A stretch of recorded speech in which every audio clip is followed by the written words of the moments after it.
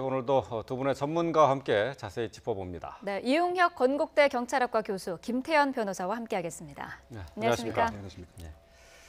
자, 어제에 이어서 오늘도 기업의 갑질 행태 파헤쳐 보겠습니다. 앞서서 리포트를 통해서 보셨는데요. 오늘은 KTB 회장입니다. 권성문 KTB 회장의 모습이 영상에 잡혔습니다. 직원을 향한 발길질 그리고 그 이후에 황당한 합의서가 주 내용인데요. 자, 피해자가 폭행 사실이 세상에 드러나는 것을 원하지 않았지만은 우리 사회의 뿌리 깊은 갑질 행태를 고발한다는 차원에서 보도를 결정했다는 점을 미리 말씀을 드립니다. 자, 문제가 된 발길질 장면 영상으로 먼저 보시겠습니다. 자, 가평의 한 수상 레저 시설인데요.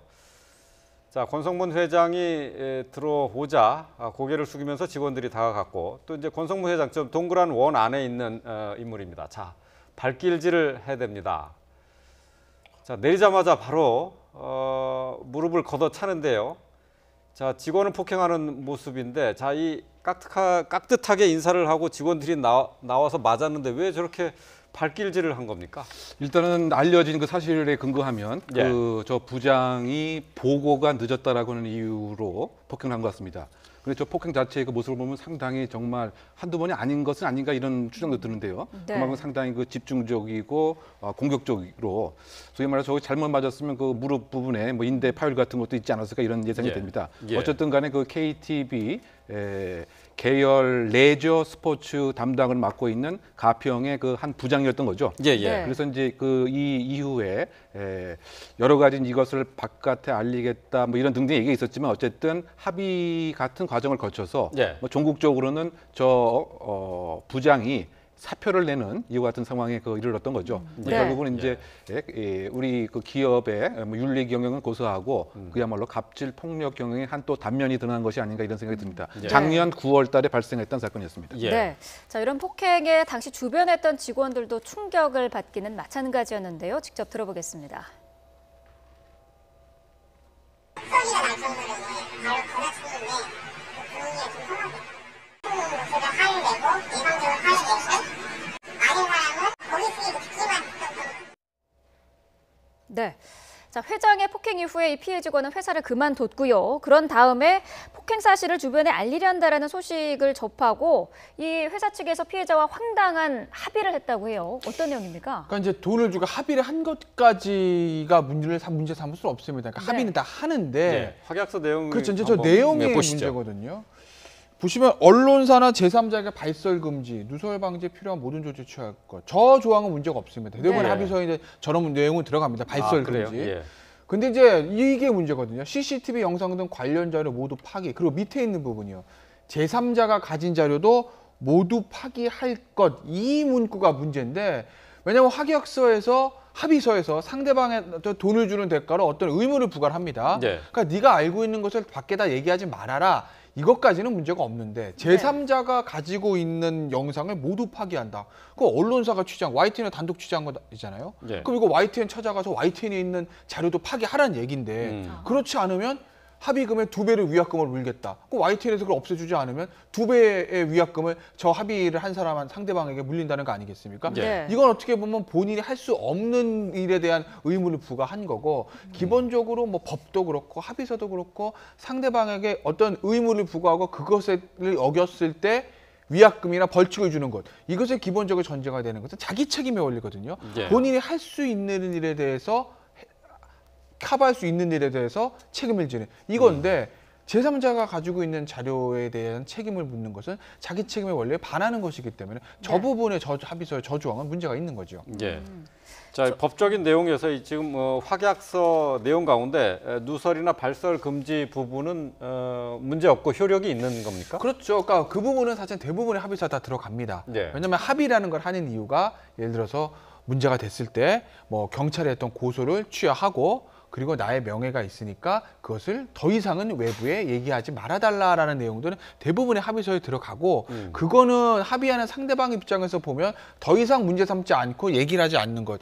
이것이 어째 큰 의무를 부과하는 것은 아니거든요. 네. 법적 구속력이 있어요? 구성적 일자가 합의서라는 것들이요. 이름을 확약서든 합의서든 각서든 약정서든 간에 둘 사이의 약속이기 때문에 네. 그 약속의 내용 자체가 신의성실의 원칙 또는 어떤 선량한 사회 풍속에 크게 반하지 않으면 효력은 있습니다. 다만 그 내용이 우리 민법 103조에 있는 어떤 선량한 사회 풍속에 반할 때 그럴 때 문제가 있는 거죠. 대개의 경우에 일반적 예를 많이 드는 게 예전에 우리 뭐 그 베니스의 상인 같은 데 보면 돈을 갚지 못하면 배가 들어와서 돈을 갚지 못하면 뭐 살점을 달라 이런 예, 내용들. 예. 그것도 당사자끼리의 합의긴 하지만 내용 자체가 말이 안 되는 내용 아니겠습니까? 예, 그래서 예. 문제가 되는 거죠. 이것도 마찬가지라는 거죠. 단순히 말을 하지 않는다, 더 이상 문제 삼지 않는다라는 것들은 크게 문제되는 내용이 아니기 때문에 그런 네. 효력, 합의 조항은 효력이 있지만 제3자가 가지고 있는 자료까지 네가 파기하라는 이런 부분들은 그건 본인이 할 수 없는 부분 아니겠습니까? 예. 그러니까 그것은 민법 103조에 위배돼서 효력이 없다. 그 조항은 그렇게 볼 가능성이 높다라는 거죠. 예.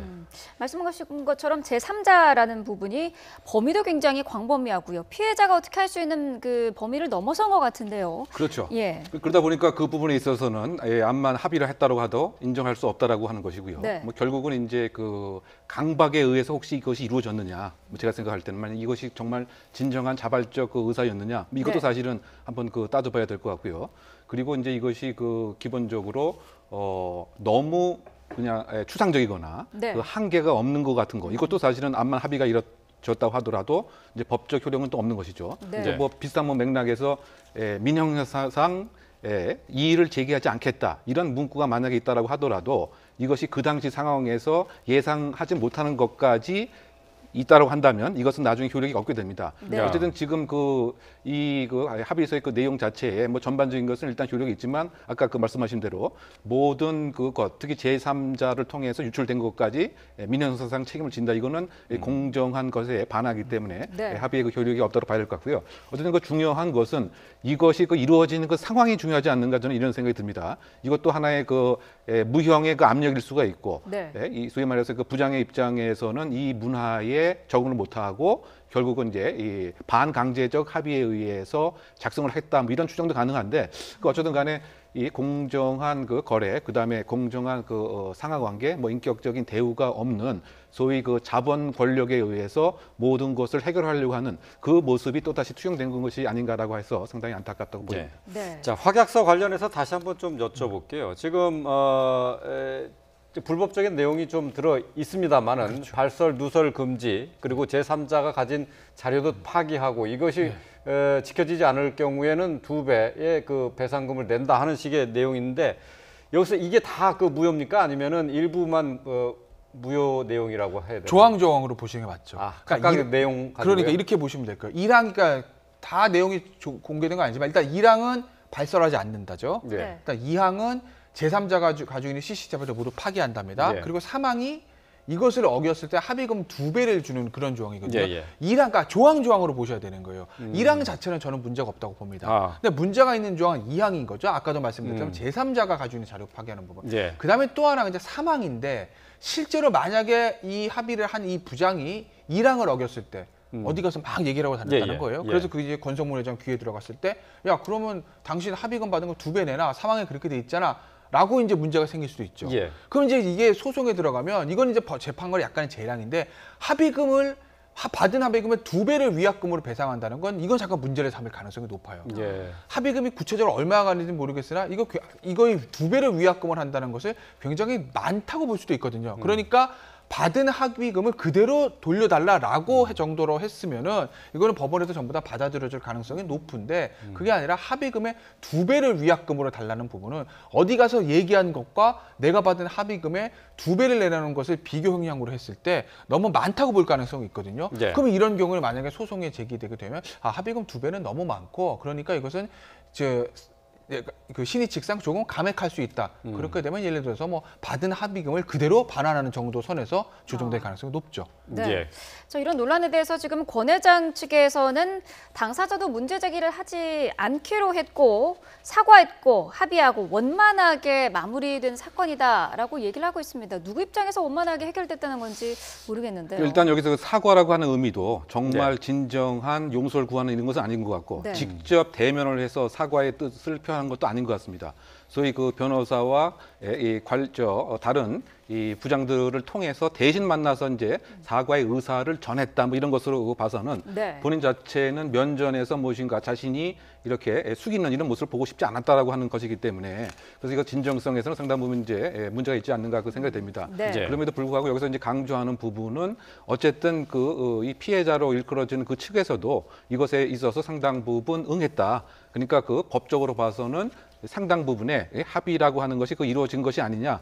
따라서 내가 법적인 뭐 책임 없는 것은 아니냐 이런 뉘앙스를 계속 보여주고 있는 것 같지만 네. 우리가 이렇게 봤을 때는 그 도덕적 책임, 더군다나 기업 그 CEO의 그 입장에서 오블리스 노블리제의 그 추구라는 것은 고사하고 예. 그야말로 힘으로써 자본 권력으로서 모든 것을 제압하려고 하는 그리고 아까 그 발길질하는 그 모습을 그 봤을 때는 예. 상당 부분 그 한 번이 아닌 것 같은 이런 느낌도 상당히 많이 듭니다. 예. 뭐 그런 등등을 어쨌든 책임 면에서는 분명히 문제가 될 것이라고 하는 것을 사전에 이 당사자, 이 권 회장은 이미 알고 있었기 때문에 변호사까지 대동을 해서 철저하게 법적인 분쟁을 막으려고 하는 인위적인 노력을 상당히 했다. 이 부분도 사실은 조금 더 비판을 가해야 될 부분이 아닌가 저는 그런 생각이 듭니다. 예. 네.